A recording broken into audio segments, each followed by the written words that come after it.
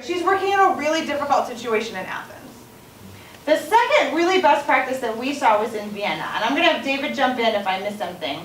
Austria is a country that, to me, felt a lot like the United States, just smaller. About 50% of the people would like the refugees to come, or at the very least, they're okay with it, right? They may not be pro-refugee, but they're like, at least we should help the folks who need help, right?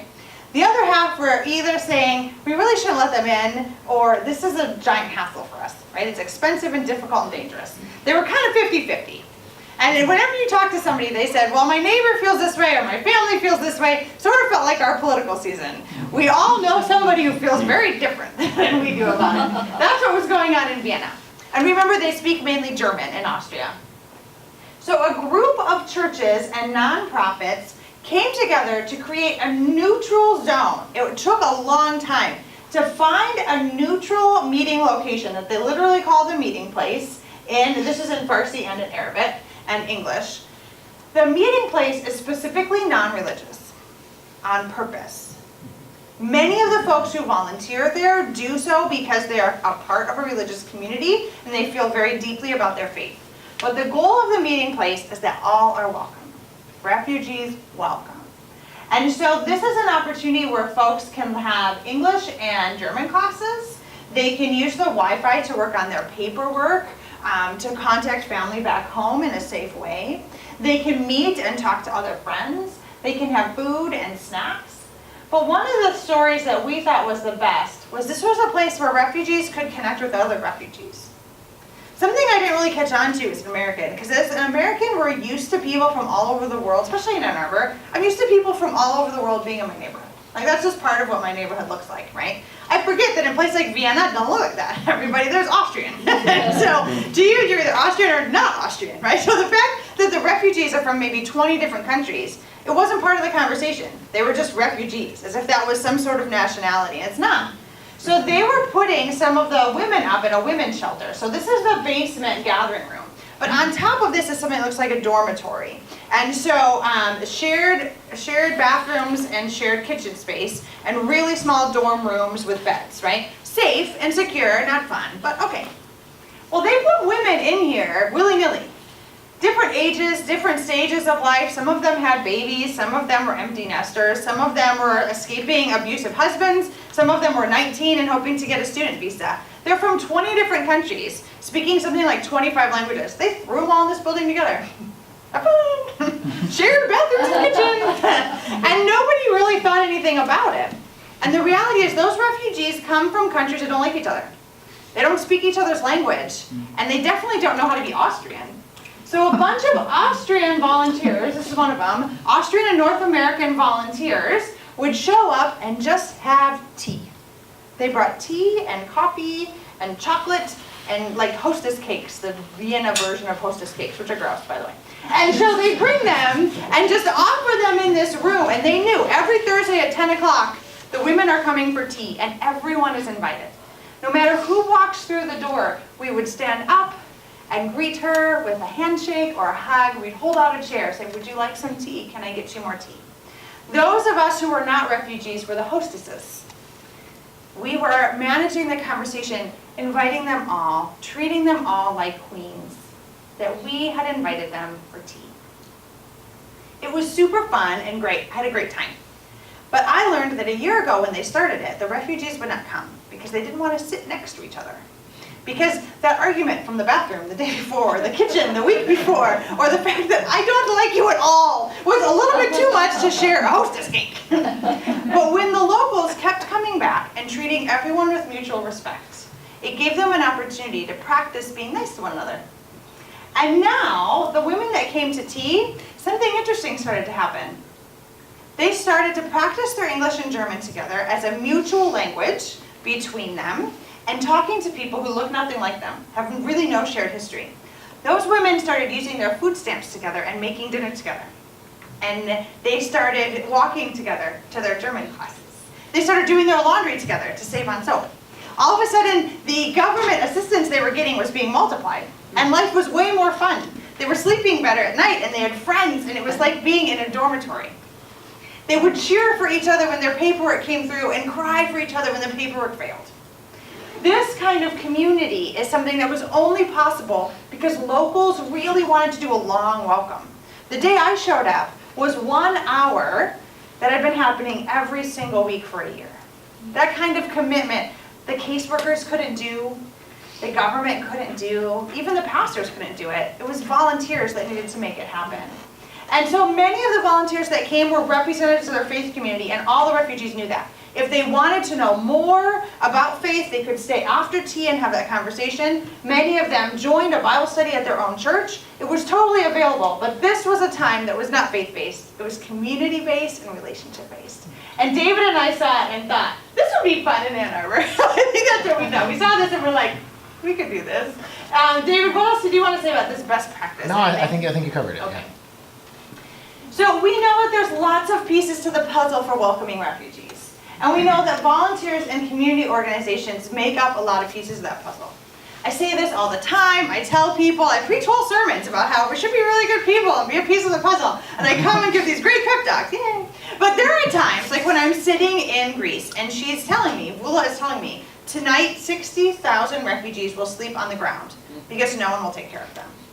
And I'm starting to think, oh my goodness, the generous donors who paid for my fellowship, they should have paid to help an actual refugee. Why are they paying for me? Like, what am I doing that's useful? I feel like a pretty useless piece of the puzzle at that moment. And then I got to meet this super fun family in Germany. This super fun family is from Iran. And for a lot of reasons, they felt that they needed to leave. But Shora said that they were not going on a boat. She was not putting her daughter on a boat to die at sea. She said, if we die, we will die together, alongside the road, holding hands. So she picked up her daughter, Anita, who's 6, and put her on her back. They packed one suitcase that Omar could carry, and they started walking. It was a 15-day walk from Iran to Germany. It was kind of like the Underground Railroad, but the modern-day version. They stayed in the homes and basements and trees and backyards and barns of people that they thought were friendly. There's some sort of underground network that got them there. Every single day they thought they could be arrested, deported, turned back, killed. They might die of starvation or thirst, but they made it. They made it. And Anita actually is not much the worse for wear. She seemed to think they were on some sort of family vacation. I'm not sure. They managed to hide the worst from her. And they showed up in Germany, and in 8 months they've been in 4 different refugee shelters.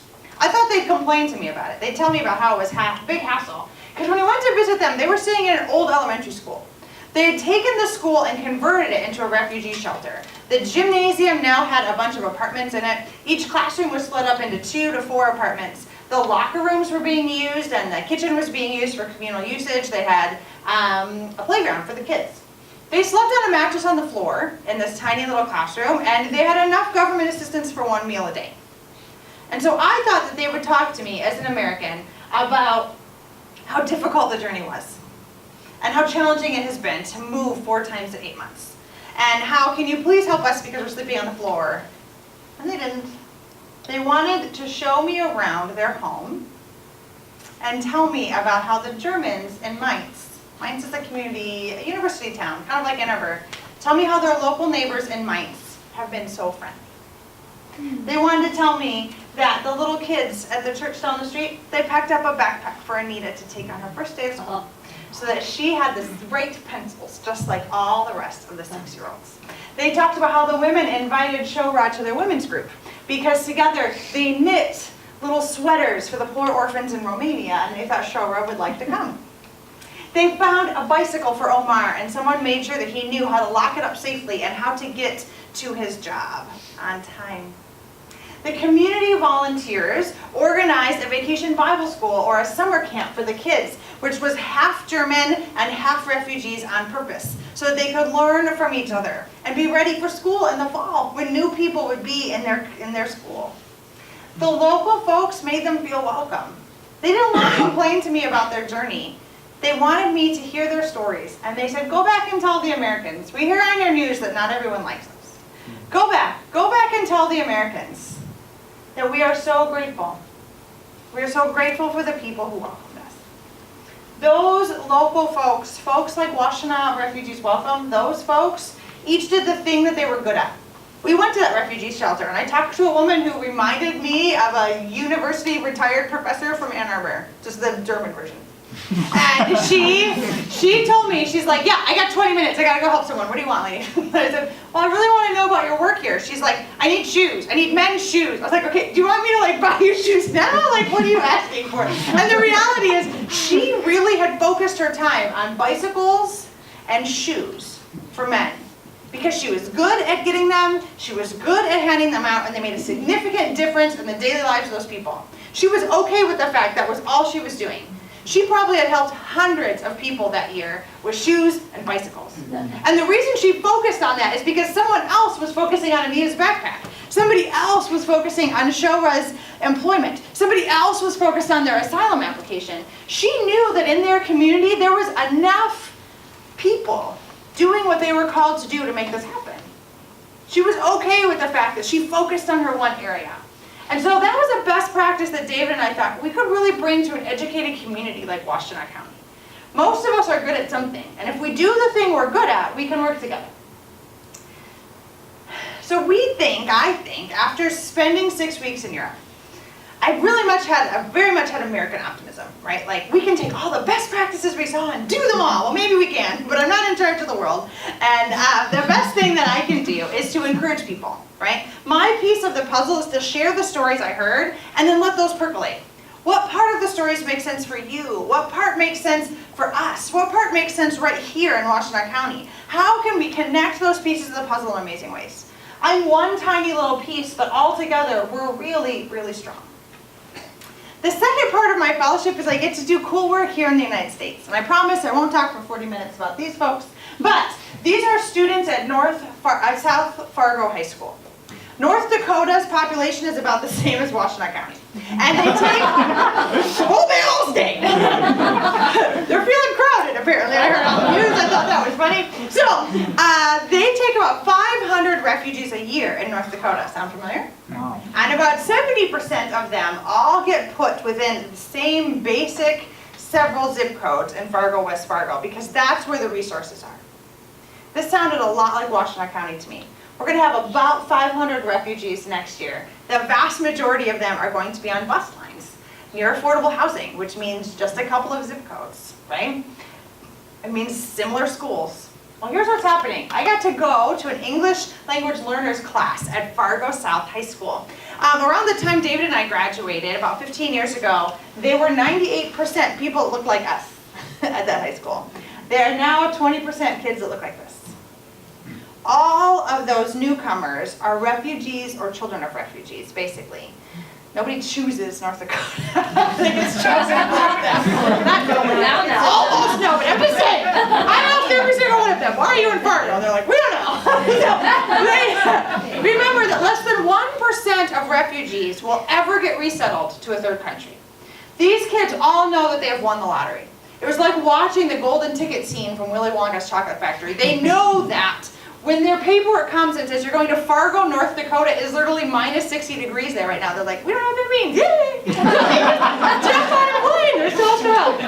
All of these particular kids have been here less than 3 months and could barely tell me their story. But I still got to meet with them and it was very cool. Omar has been here for about a year. And so he could tell me his story.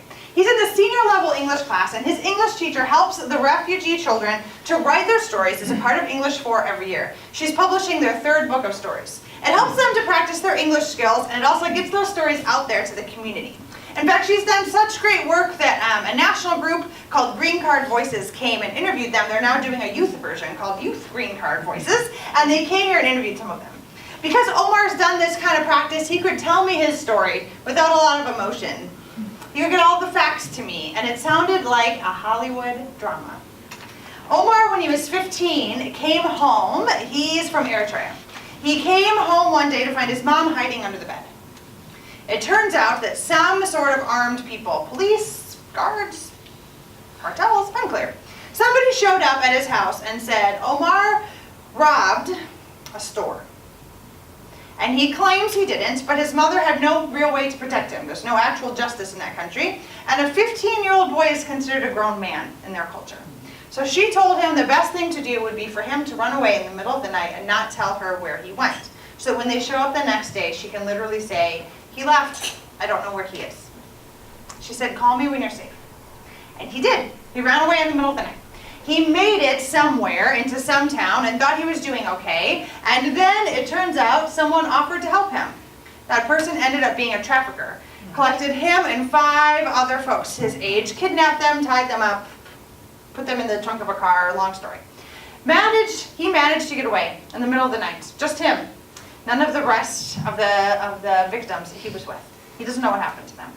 He ran away in the middle of the night and he ran through the desert. He ended up, the traffickers got him into Egypt. He ran and ran all through the night. He managed to get to one of those like convenience stores on the side of a road in one of those towns where there's like tumbleweed, like the Egyptian version of tumbleweed, or whatever that is. He's in one of those towns. And the shop owner had pity on him. Gave him water and a bus ticket to Cairo. And said, I hope you're safe. Don't call me. And sent the boy to the city, figuring that if he had any chance at survival, it was going to be in the city. Well, the traffickers had stolen all of his paperwork and all of his money. So he shows up in Cairo with no paperwork, nowhere to go, no idea what to happen. And remember, he doesn't speak Egyptian, he's Eritrean. He lives in a subway for about a week until a British aid worker shows up and decides to help him. Because of that British aid worker and the organization she was with, he got placed in a shelter for young refugee boys. And she worked with him for 18 months. She made sure he had safe shelter and food to eat. She worked with him to get paperwork and a job and started teaching him English. At the end of those 18 months, he won resettlement to Fargo, North Dakota. And when I met him, he was about 19 years old. He arrived here and he was, about 18 years old when he got here. He's now about 19 or 20. He can stay in public school until he's 21. He thinks he'll graduate around then. His English is pretty good. I said, what do you like about Fargo? And he said, I get to go to school for free. I was like, that's cool. He goes, lady, maybe you didn't hear me. I get to go to school for free. And I was like, okay. And he's like, he looked at me like, free, completely free. You know that, right? I was like, okay, got it, it's great. What else do you like about Fargo? I get to work. Where do you get to work, Omar? Taco Bell. Taco Bell. How do you like it? Love it. What do you love about it? He said, I show up on time and I work hard and they pay me every time. They pay me every time I walk in there, they pay me. And I said, that's cool. He kind of looked at me like, lady, I think you're not understanding what I'm telling you. If I show up at school, it is a safe, warm building where they will teach me things for free all day. And if I show up at my job, no one will hurt me and they will pay me fairly and I can show up again the next day. He literally does not know a single other adult person who worked regular employment and got paid fairly. He does not know a single other kid in his country who got to go to school for free. He gets to do both. And I'm so American that I didn't catch on those were cool things. Because I've been teaching kids for 12 years. And I gotta tell you, not once has any of my students or my husband's students been like, we get to go to school for free. I can tell you right now, none of my students is excited about this. So I just was not accustomed to that answer in South Fargo High School. I said, how do you like the snow? He said, we're not talking about the snow. He's decided that snow is a small price to pay for the kind of freedom and excitement that we have here in America. And so the story he wants to tell people is he says, America must really want us here because they're letting us go to school for free and they're letting me work hard. All he wants to do is work hard. He said, this is an amazing country where working hard is rewarded.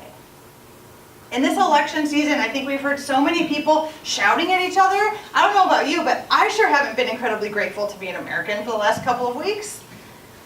But talking to people like Omar gets me excited. Because no matter who wins next Tuesday, guess what? He's still going to school for free. And he's still going to have a Taco Bell. We're good. So in many ways, what we're able to do to welcome refugees is the same. Community to community, regardless of who wins the election, regardless of a lot of different things, what we're able to offer to our refugees here in our community rocks. We're able to offer them true welcome. Long-term welcome. I think we can do it in an amazing way here in Washtenaw County. I like living here. You like living here. New people come to our county every year from all over the globe. They like living here. I think the refugees are really going to love it. So I think that what we can do together is make sure that they're telling that same story. I love it here because the people are nice to me, like Anita's family, because they gave me a backpack for the first day of school. because someone invited me, because someone invited me to a safe place where I can connect with them, because someone was willing to listen to my story.